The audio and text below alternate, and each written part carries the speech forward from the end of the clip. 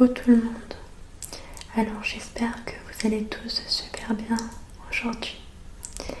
Moi ça va. Et je vous retrouve donc dans une nouvelle vidéo d'ASMR. Enfin d'ASMR. Vous allez comprendre après pourquoi c'en est pas vraiment une. Mais j'ai décidé quand même de vous la faire en voix douce. Puisque dans les commentaires j'ai eu beaucoup de retours comme quoi vous préfériez ma voix douce, que vous adoriez ma voix douce. Donc du coup, désolée pour ceux qui préfèrent mon chuchotement, mais j'essaye de satisfaire tout le monde et puis d'avoir un petit peu de changement sur ma chaîne. Alors, pour aujourd'hui, j'ai décidé de vous parler d'un thème un petit peu spécial. Ce thème, c'est la spasmophilie. Donc c'est une pathologie, je dirais pas une maladie puisque c'en n'est pas vraiment une, que j'ai depuis juin seulement. Et vous allez me dire quel est le rapport avec l'ASMR. En fait, je me suis dit tout simplement que on regardait des vidéos pour dormir, mais également pour se détendre, se relaxer, éviter les angoisses, les anxiétés. Donc je me suis dit pourquoi pas lier dans une vidéo ce problème à l'ASMR finalement et puis en parler. J'ai la chance, je trouve, d'avoir une chaîne ASMR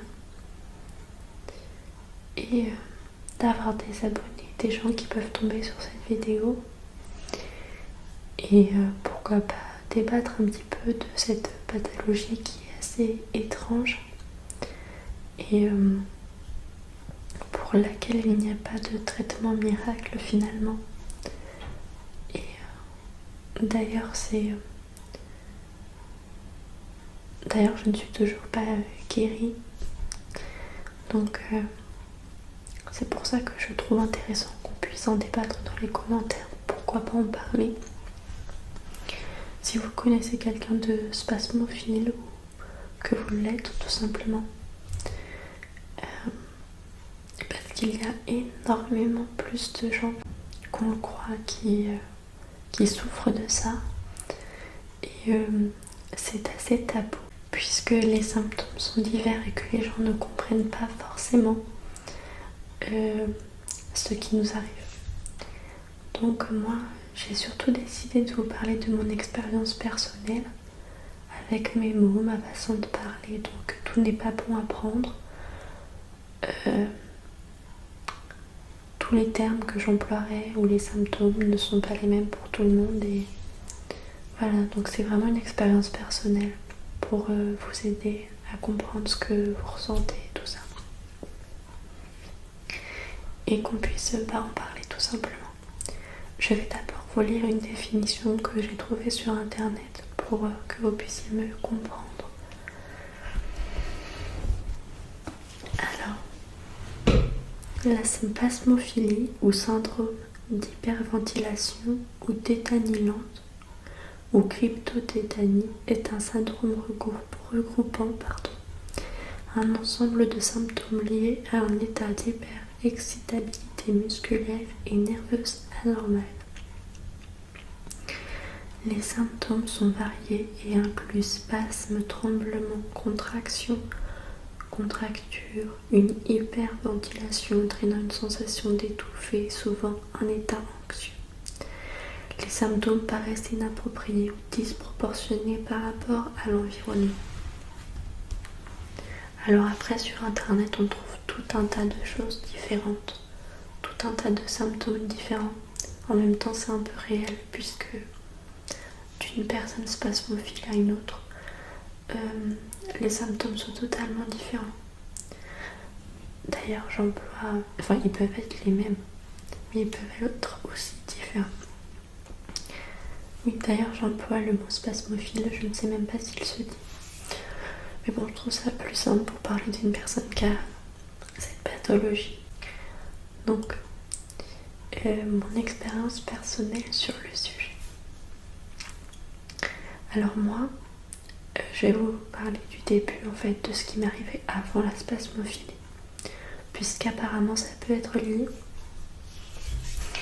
J'ai fait quelques crises de tétanie. Quand je dis quelques, c'est pas plus de 5 dans ma jeunesse. La première, je devais avoir à peu près 11 ans. Une crise de tétanie avec mes mots à moi et mon ressenti personnel. C'était à un moment donné où je n'arrivais plus à supporter un trop plein d'émotions en fait finalement, que je tombais en fait, que j'avais une sorte de malaise, que je tremblais et que mes yeux révulsaient, que je convulsais un peu. Et je tombe et après je me réveille tranquillement. Au début j'ai mon cœur qui s'accélère énormément et c'est très impressionnant. Par contre les crises de tétanie pour moi ça arrivait toujours à un moment où vraiment c'était, le terme c'est la goutte d'eau qui débordait quoi. Enfin, un trop plein d'émotions. Voilà, une tétanie de mon corps. C'était très très bizarre et pas très compréhensible en fait, puisque voilà, le médecin a tout de suite dit à ma mère que c'était une crise de tétanie la première fois. Voilà, il n'y avait pas grand chose à faire en fait sur le moment pour eux. Alors, voilà d'où ça a commencé, on va dire. J'ai eu quelques crises étant plus jeune, ça s'est calmé étant adulte. Et début juin, j'ai fait une toute petite crise. C'était vraiment pas une crise de tétanie en fait, c'était une crise d'angoisse un petit peu. Pareil, tremblement, cœur qui s'accélère, sensation d'étouffer. Mais rien de très fou, on va dire. Enfin, pas plus fou que ce que j'avais fait étant jeune, même si j'en faisais plus depuis longtemps. Et quelques semaines après, voire quelques jours, j'ai commencé à avoir des fourmis dans le corps. C'est-à-dire dans le corps, au niveau des mains, du bout des doigts, des pieds entièrement. Parfois des avant-bras, de la jambe, autour de la bouche, mais beaucoup moins régulièrement. Et en fait, c'était toujours au début que d'un côté, c'est-à-dire c'était soit du côté droit, soit du côté gauche. Enfin, c'était pas les deux côtés en même temps. Au début, c'était simplement des fourmis. Vous savez, comme quand vous vous endormez sur un membre, que vous vous positionnez trop longtemps sur un membre et qu'il se met à être en fourmi. C'est exactement ceci que je ressens tous les jours depuis juin. Donc ça, c'est le symptôme le plus important de ma spasmophilie en fait. Donc au début, je me suis pas trop inquiétée. J'ai juste fait faire une prise de sang où il n'y avait pas grand chose de spécial, à part VPM, valeur plaquettaire, quelque chose qui était un petit peu au-dessus. Mais ma soeur travaillant à l'hôpital avait demandé à des collègues et il n'y avait pas de quoi s'inquiéter. Donc j'ai continué ma vie comme ça. Et un jour on a été au zoo avec mon copain et j'ai eu la jambe entièrement engourdie pendant des heures et des heures. On a même dû rentrer plus tôt parce que c'était vraiment handicapant, c'était vraiment gênant pour moi.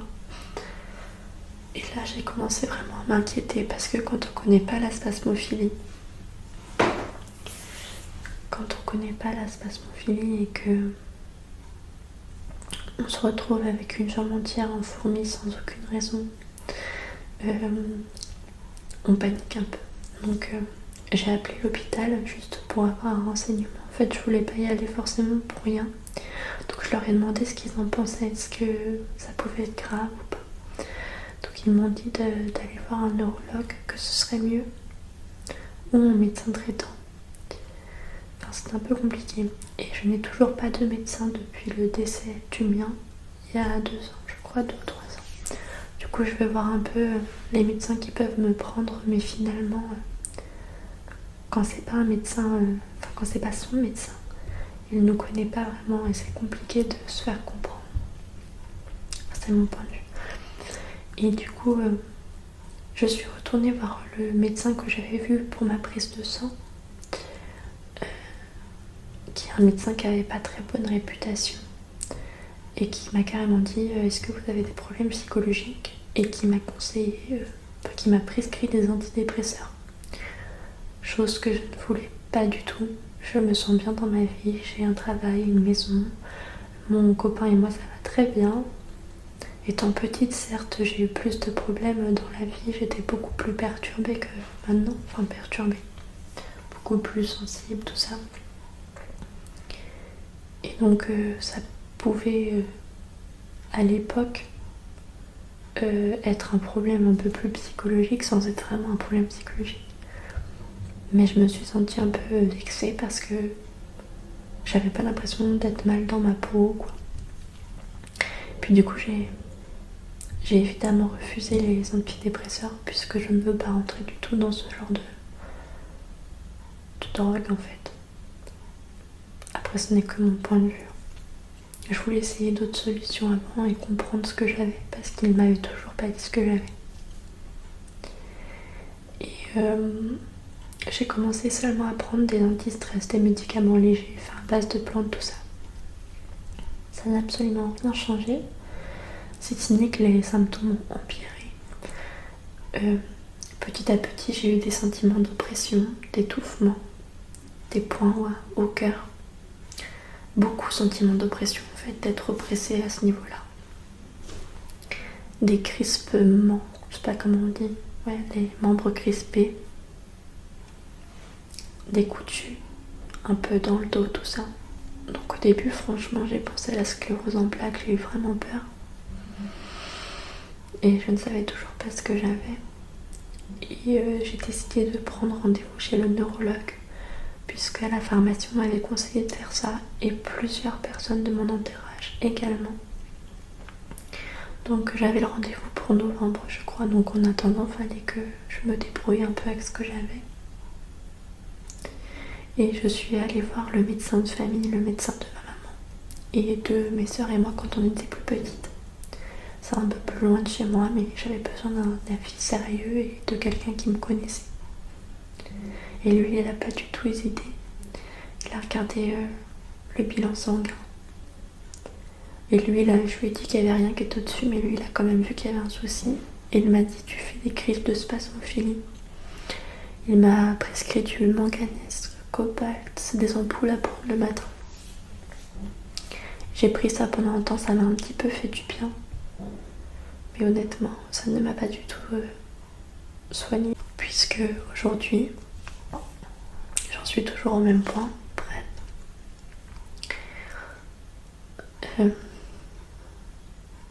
Quand il m'a annoncé que que je faisais de la spasmophilie, au début je l'ai très mal pris. Pour être honnête, j'avais l'impression qu'on me disait que j'avais des problèmes psychologiques, des soucis quoi, alors que j'avais pas du tout l'impression d'en avoir. Et j'étais un peu vexée et mal compris en fait. Je me suis dit mais il va pas me guérir avec des ampoules, ce genre de symptômes quoi, c'est pas possible. Et du coup, j'ai attendu le rendez-vous du neurologue. En attendant, j'ai continué mes ampoules de manganèse. Puis ma soeur m'a aussi donné un spray aux fleurs de bac qui est très conseillé dans le cas de crise de spasmophilie. Pour tout vous dire, moi je trouve le mot crise un peu fort.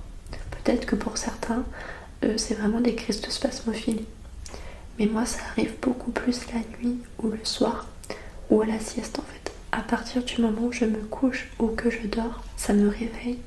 La nuit, En fait, quand je laisse préoccuper la journée, que je m'occupe tout ça, je ne fais jamais de crise. Mais le soir ou à la sieste, tout le temps. Et tous les jours. Et j'ai pas l'impression vraiment que ce soit le bon terme, le mot crise, puisque moi, ça peut durer des heures. Je peux avoir les membres en fourmis pendant des heures. Et je ne vois pas la chose arriver, je la vois pas se finir. Donc j'appelle pas vraiment ça une crise en fait.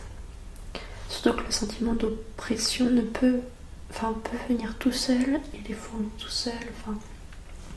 c'est un peu étrange. Et depuis quelques temps, ça peut être aussi les deux mains en même temps, les deux pieds en même temps, ce qui n'était pas le cas avant. Au niveau des fourmis, c'était un côté puis l'autre. Donc c'est très variable. Et donc j'ai été au neurologue. Désolée, j'espère que vous suivez, je me mélange un peu.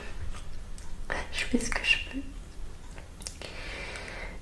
C'est une vidéo spontanée et c'est un peu compliqué de vous expliquer les choses.